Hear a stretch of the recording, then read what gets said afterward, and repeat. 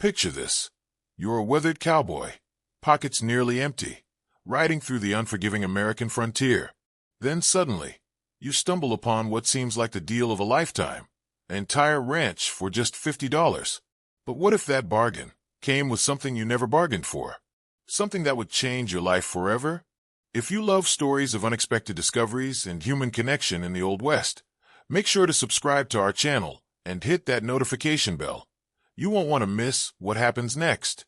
The scorching Arizona sun beat down mercilessly on William Hayes as he guided his tired horse through the dusty main street of Copper Ridge.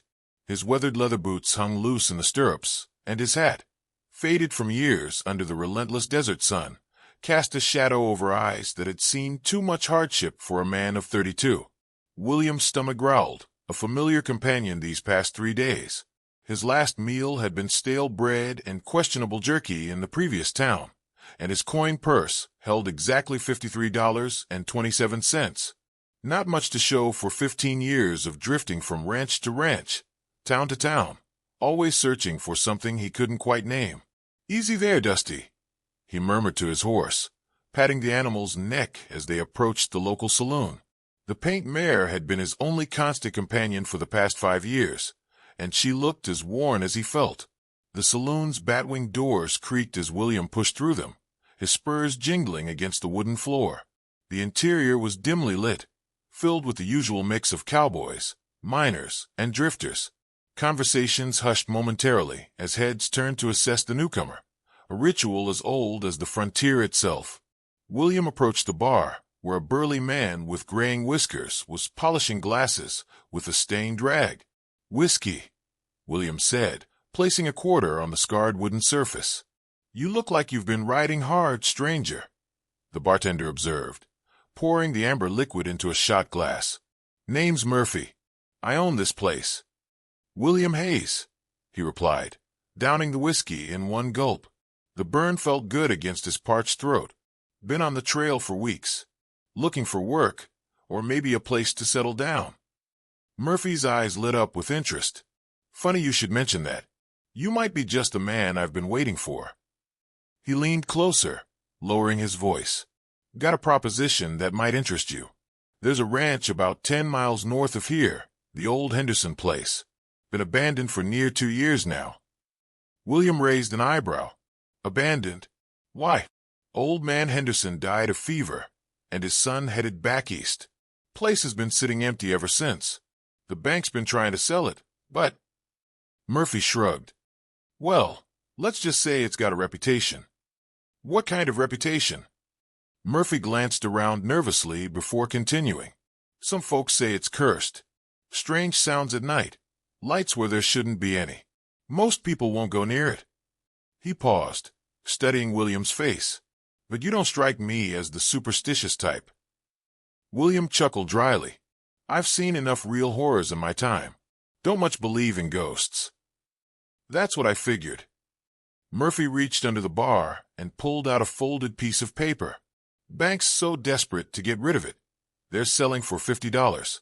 $50 for a whole ranch, house, barn, and about 100 acres of decent grazing land." William's heart skipped a beat. $50, almost everything he had. But for a ranch? It seemed impossible. "What's the catch?" "No catch, except what I told you. Place might be haunted, might not be. But the land's good, and the house is solid. Built it myself, actually, back when I was in the carpentry business." Murphy's expression grew serious. "Look, Hayes, I can see you're down on your luck. This could be your chance to start fresh. What do you say?" William stared at the deed, his mind racing. A ranch of his own, something he'd dreamed about since he was a boy working his father's small farm in Missouri. The chance to stop drifting, to build something lasting, even if there were strange stories about the place. What did he have to lose? "I'll take it," he said, reaching for his coin purse. Murphy's face broke into a grin. "Smart man. I'll ride out with you tomorrow morning to show you the boundaries and help you get settled." As William counted out $50, leaving him with just over $3 to his name, he felt a mixture of excitement and apprehension. This was either the best decision he'd ever made, or the biggest mistake. But as he looked around the saloon at the other drifters nursing their drinks and their regrets, he knew he had to take the chance. That night, William slept better than he had in months, dreaming of green pastures and a place to finally call home. The morning sun painted the desert landscape in shades of gold and amber as William and Murphy rode north from Copper Ridge. The air was crisp and clean, carrying the scent of sage and distant rain clouds gathering on the horizon. "There she is," Murphy announced as they crested a small hill. William's breath caught in his throat. Spread out before them was a sight more beautiful than he dared imagine. The ranch house sat in a natural depression, protected from the worst of the desert winds by low hills on three sides. It was a solid two-story structure with a wraparound porch, built from local stone and timber. The barn, though weathered, appeared structurally sound, and he could see the remains of corrals and fencing that could be repaired. Henderson knew what he was doing when he picked this spot, Murphy said, noting William's expression. "Natural spring feeds, that creek you see running behind the house. Never goes dry, even in the worst droughts." As they rode closer, William could see signs of the ranch's abandonment, overgrown weeds, a broken gate hanging on one hinge, shutters askew on some of the windows. But underneath the neglect, he could see the bones of something magnificent. "House has 4 bedrooms upstairs, kitchen, parlor, and study downstairs," Murphy explained as they dismounted near the front porch. "Root cellars dug deep and stays cool year-round. Henderson's wife insisted on glass windows, real luxury out here." William tied Dusty to the porch railing and followed Murphy up the wooden steps. The boards creaked under their weight, but felt solid. Murphy produced a key from his pocket and unlocked the heavy oak door. "Welcome home, Hayes," he said with a grin. The interior was dim, with dust motes dancing in the shafts of sunlight that filtered through the shuttered windows.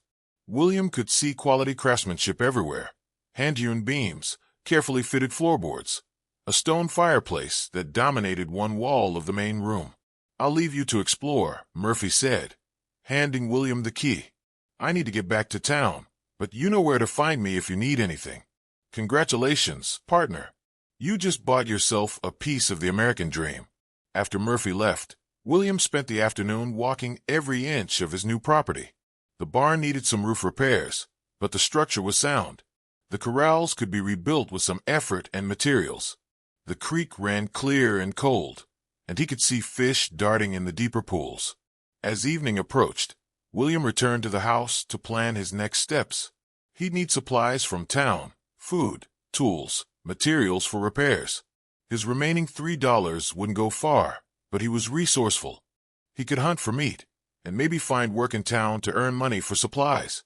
He was examining the kitchen, noting the hand pump that drew water from the well, when he heard it. A sound so faint he almost missed it, a soft whimpering, like a kitten or... William froze, listening intently. There it was again, coming from somewhere upstairs. His hand instinctively moved to the Colt .45 at his hip as he slowly climbed the wooden staircase, each step creaking in the silence. The sound grew clearer as he reached the second floor. Definitely not an animal. It was unmistakably human, and unmistakably the cry of a baby. William's heart pounded as he moved down the hallway, following the sound to a room at the far end. The door was slightly ajar, and he could see a sliver of fading daylight from within. He pushed the door open slowly, his hand still on his gun, and stepped into what had clearly been a bedroom. And there, in the corner on a makeshift bed of blankets and old clothes, was a young woman holding a tiny infant to her chest. The woman looked up at him, with eyes wide with fear and exhaustion. She couldn't have been more than 20, with dark hair matted with sweat and a face pale from exhaustion. The baby in her arms was clearly newborn, its cries weak but persistent. "Please," she whispered, her voice barely audible. "Please don't hurt us." William slowly raised his hands, showing he meant no harm. "Ma'am, I'm not going to hurt you. My name's William Hayes. I just bought this place. I had no idea anyone was here." The woman's eyes filled with tears. "I'm sorry. I didn't know. I thought the place was empty. I had nowhere else to go." William holstered his gun and took a cautious step closer. "Are you hurt? Do you need help?" The baby, she said weakly. She was born yesterday. I don't know what to do. Looking at the scene before him, this young woman and her newborn child, clearly in desperate need, William felt something shift inside him. His dreams of a peaceful, solitary life on his new ranch suddenly seemed selfish and small. "What's your name?" he asked gently. "Sarah," she replied. "Sarah Mitchell. And this is Emma." William nodded, his mind already working through the practical problems. "Well, Sarah Mitchell, looks like we need to get you and little Emma some proper care. Can you travel?" Sarah shook her head. "I don't think so. Not yet." William looked around the room, then back at the woman and child who had unexpectedly become his responsibility. His $50 investment had just become infinitely more complicated. "Then I guess we'll figure this out together," he said. The next morning brought with it a gentle rain that drummed softly against the windows of the ranch house. William had spent the night in the kitchen, dozing fitfully in a chair while listening for any sounds from upstairs. He'd given Sarah and the baby the bedroom, along with what clean blankets he could find. As dawn broke, he climbed the stairs with a cup of water and some hardtack, the only food he had. He knocked softly on the bedroom door. "Sarah, how are you and the baby doing?" We're alive," came the weak reply. William entered to find Sarah sitting up against the headboard, little Emma sleeping peacefully in her arms. In the morning light, he could see that Sarah was younger than he'd first thought, probably no more than 19. Her clothes were worn and travel-stained, and she had the hollow-eyed look of someone who'd been running for a long time. "I brought you some water," he said, setting the cup on the bedside table. "And I've got some hardtack, though it's not much." "Thank you," Sarah said, reaching for the water with a trembling hand. "You don't have to help us. We can leave as soon as I'm strong enough." William pulled up a chair and sat down. "Where would you go?" Sarah's silence was answer enough. "Look," William continued, "I don't know your story, and you don't have to tell me if you don't want to. But I can see you're in trouble, and that baby needs care. I may not know much about infants, but I know about survival." Sarah studied his face for a long moment. "Why would you help us? You don't even know us." William considered the question. Why was he willing to help? He'd spent years looking out for no one but himself, and it had served him well. But looking at this young mother and her child, he felt something he hadn't experienced in a long time, a sense of purpose beyond his own survival. "Maybe because someone helped me once when I needed it," he said finally. "And maybe because this ranch is big enough for all of us, at least until you figure out what comes next." Over the next few days, William threw himself into making the ranch livable. He rode into Copper Ridge and used his remaining money to buy basic supplies, flour, beans, coffee, and some fabric that Sarah could use to make proper clothes for the baby. Murphy, curious about how William was settling in, offered him credit at the general store in exchange for future work. "Place treating you well?" Murphy asked as William loaded supplies into his saddlebags. "Better than I expected," William replied carefully. He decided to keep Sarah and Emma's presence a secret for now, unsure of what trouble might be following them. Back at the ranch, William discovered that Sarah was more capable than her fragile appearance suggested. As she regained her strength, she proved to be an excellent cook and had a practical knowledge of herbs and medicine that came in handy for treating minor injuries and ailments. "My grandmother taught me," she explained one evening as she prepared a poultice for a cut on William's hand from repairing the barn roof. "She was what folks called a granny woman. Helped with births and healing in our town back in Kansas." "Kansas is a long way from here," William observed. Sarah's hand stilled for a moment. "Yes, it is." William didn't push for more information, but he could see the pain in her eyes whenever she mentioned her past. Whatever had driven her to flee to Arizona, it had been serious enough to risk traveling alone while pregnant. As the days passed, an easy routine developed. William worked on ranch repairs during the day, while Sarah tended to Emma and managed the household. In the evenings, they would sit on the porch, watching the sunset paint the desert sky in brilliant colors, while Emma slept peacefully in Sarah's arms. "I never imagined I'd find peace in a place like this," Sarah said one evening, her voice soft with wonder. "It grows on you," William agreed. though I have to admit, it's not the solitary life I was planning. Sarah looked at him with concern. Are we in your way? I know this isn't what you bargained for when you bought this place. William was quiet for a moment, watching a hawk circle lazily overhead. You know what I bargained for. A place to hide from the world. A place to nurse my wounds and convince myself I didn't need anybody. He turned to look at her. But maybe what I needed and what I wanted were two different things. Their conversation was interrupted by the sound of approaching horses. William's hand moved instinctively to his gun as he stood, scanning the horizon. In the distance, he could see 3 riders approaching the ranch. Sarah, take Emma inside, he said quietly, and stay away from the windows. As the riders drew closer, William could see they were well armed and had the hard look of men accustomed to violence. His stomach tightened as he realized that the peaceful interlude at the ranch might be coming to an end. The lead rider, a tall man with a black beard and cold eyes, reined in his horse about 20 feet from the porch. You William Hayes, he called out. Depends who's asking, William replied, his hand resting casually on his gun butt. Name's Garrett. I'm looking for someone, and I have reason to believe you might know where she is. William's blood ran cold, but he kept his expression neutral. I live alone here, mister. Don't know any she. Garrett's smile was predatory. That's funny, because the folks in town mentioned seeing you buy baby clothes and women's fabric. Seems odd for a man living alone. From inside the house, William could hear Emma beginning to cry. Garrett's smile widened. Now that, he said, dismounting from his horse, sounds like exactly what I'm looking for. The tension in the air was thick as molasses as Garrett and his 2 companions spread out in a semicircle in front of the porch.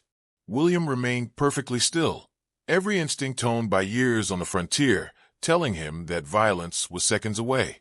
Here's how this is going to work, Garrett said, his hand hovering near his gun. You're going to call out Sarah Mitchell, and she's going to come with us. Do that, and nobody gets hurt. I told you, William said evenly. I don't know any Sarah Mitchell. From inside the house, Emma's cries grew louder, and William could hear Sarah's soft voice trying to soothe her. Garrett chuckled darkly. You know, Hayes, I respect a man who tries to protect a woman, but Sarah's got something that belongs to my employer, and he wants it back. What kind of something?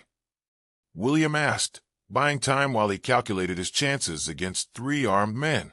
Let's just say her late husband had some debts, and she inherited them along with his other obligations.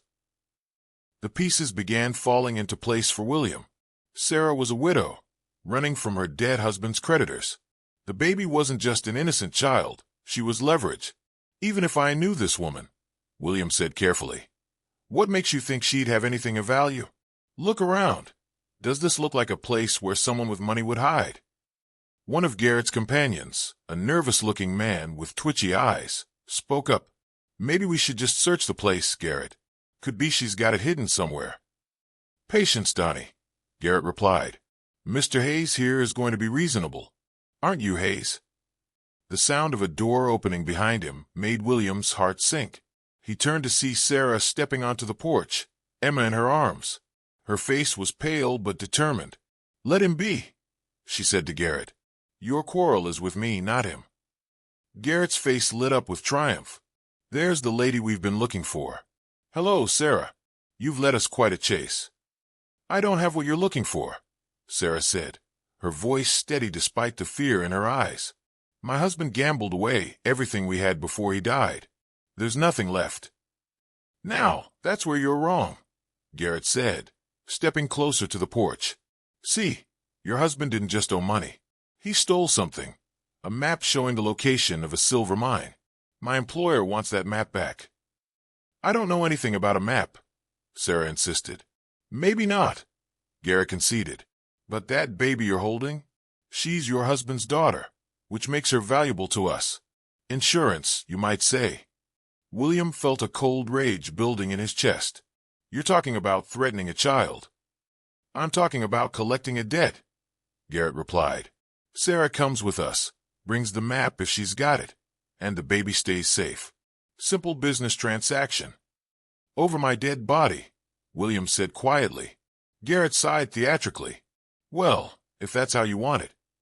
The next few seconds seemed to stretch into eternity. Garrett's hand moved toward his gun, and William drew his Colt with the lightning speed that had kept him alive through countless confrontations. The sound of gunfire shattered the desert silence. When the smoke cleared, Garrett lay motionless in the dust, and one of his companions was clutching a wounded shoulder. The third man had his hands raised high in the air.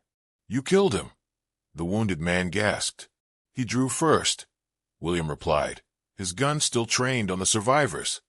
"Now you've got a choice. You can ride out of here and tell whoever sent you that Sarah Mitchell is under my protection, or you can join your friend in the dirt." The unwounded man helped his companion onto his horse. "This ain't over, Hayes. There's more where we came from." "Then they'll end up the same way," William said. "Now get off my land."